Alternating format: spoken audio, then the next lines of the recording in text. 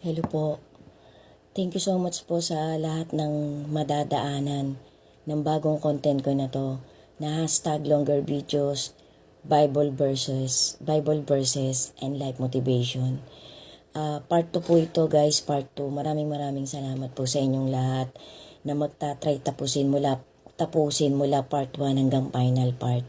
To God be the glory po ulit. God bless us all. So guys, Bible verses nga po ito.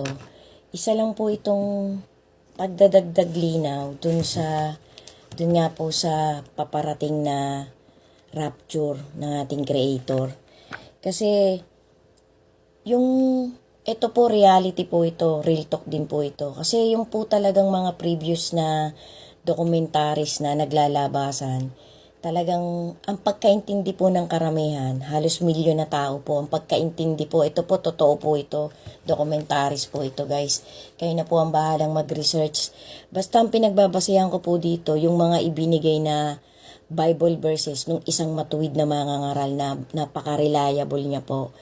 Napaka detalyado niya po magbigay ng mga sequel ng pagkakasunod-sunod ng mangyayaring second and ultimate na pagbabalik ng ating Lord Jesus. Actually, yung pong second coming ng ating Lord Jesus na mangyayari, ano lang po yun parang intro. Kasi yung pinaka talagang bababa na po talaga siya, yung po talagang malinis na, yung po talagang wala na yung langit at lupa, wala na yung dagat, yung po talaga yun. Kasi parang naisubmit na po niya lahat sa ating God the Father, ang lahat-lahat. Yun na po yung pinaka vindication time, yun na po yung pinaka final judgment, yun na po yung pinaka ultimate.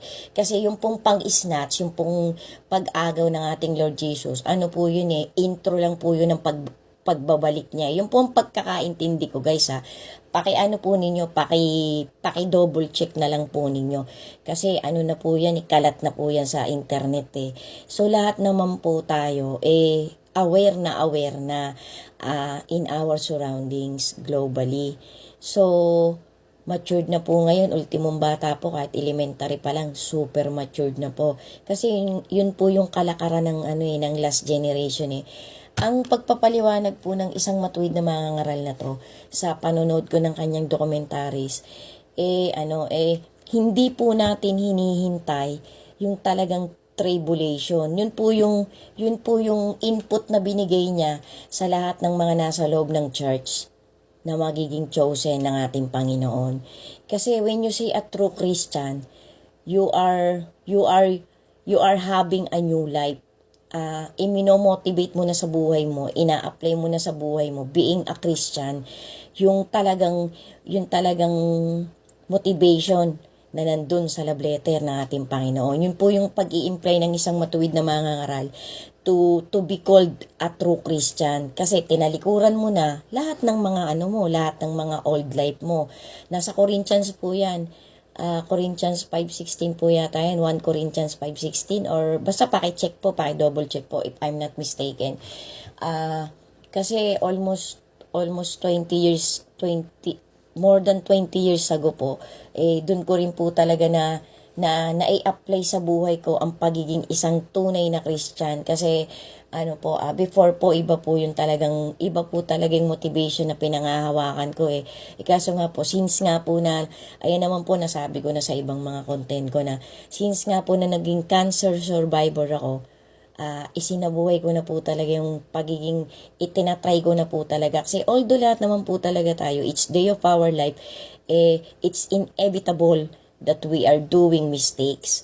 Kaso kapag nga po nandun ka na sa path na papunta talaga sa motivation ng ating Creator, guided ka na po. Yan po ay isang true facts. Guided na ang isang Kristiyano kapag tinatry na niya ang best niya para sa mabuhay na isang Kristiyano.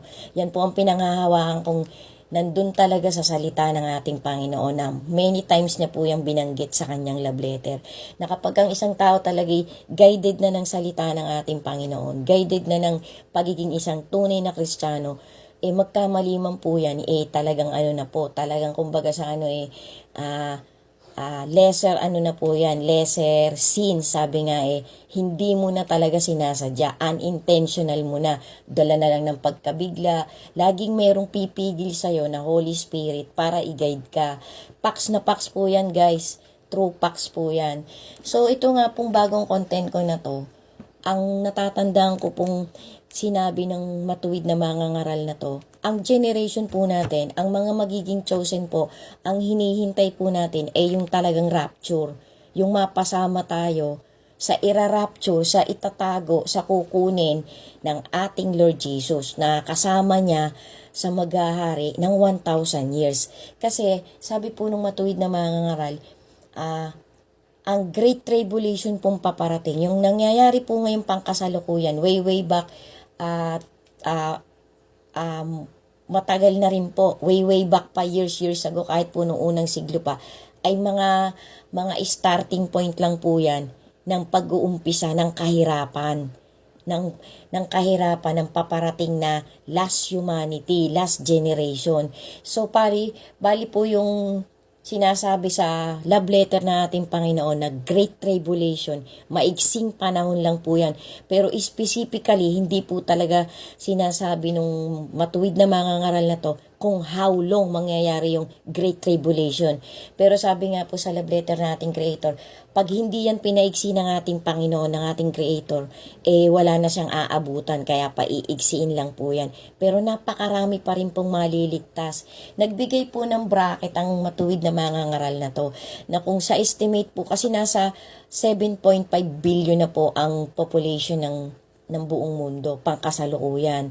So, madadagdagan pa po yan. Aabot pa po yan siguro more or less 8 to 9 billion. So, ang estimation po ng isang matuwid na mga ngaral na to, kung nasa 7.5 po tayo ngayon, pangkasalukuyan, going to 8 billion, more or less po 2% to 1% lang daw po ang macho-chosen. So, more or less po, nagra-rough estimate po yan sa 300 million hanggang 150 million hanggang 75 million katao. Yan po yung rough estimation ng mga lumalabas ngayon ng mga mangangaral na talagang nagtatawid sila ng facts, ng mga rough estimation nila. Kasi ang dadating po talaga dito sa mga pangkasalukuyang panahon natin na hindi na daw po talaga magtatagal, yung pong snatching, yung pong rapture. Yun po yung inaabangan ng last generation natin. Kung talagang pakiramdam natin sa sarili natin, karapat dapat talaga tayong ma-chosen na ating Panginoon. Ang guidance po para maging karapat dapat tayo, talikuran na po talaga natin yung mga old life natin. Magbalik loob na po talaga tayo. Sabi nga po nung isang quote na nakita ko din sa isang platform, repent is the best key for God's blessing, for God's motivation. So, if we are so unaware na magrepent tayo, mawawalan po tayo ng opportunity, ng chance na mapasama tayo dun sa irarapture ng ating Lord Jesus. Sundan nyo pa po guys, sana po itapusin nyo hanggang matapos ang final part na to. Kasi napaka-vital po ng mga step by step na naliwanagan ko. Kasi nung una po talaga, ang pagkakaintindi ko din guys, correct me if I'm wrong, ang hinihintay natin yung Great Tribulation na agad. Hindi po kasi ang pagpapaliwanag po ng isang matuwid na mangangaral, mangyayari po muna yung 1,000 years na reigning ng ating Lord Jesus bago yung final Great Tribulation, yung pinaka-climax. So yung nangyayari po ngayon, ano pa lang po yan, kumbaga sa parang tuldok pa lang na umpisa ng tribulation, yung mga nangyayari sa surroundings natin. I don't have to initiate its symbols ng Great Tribulation na yan. Kasi nangyayari na po lahat. Pestilence, pandemic. Umpisa pa lang daw po yan. Tuldok pa lang daw po yan. Sundan nyo pa po guys. Thank you po for watching talaga. God bless us all po. And always be aware. Let our faith be steadfast. It's day of our life. God bless us all po. And to God be the glory. Thank you so much po for watching. May kasunod na part pa po. Amen.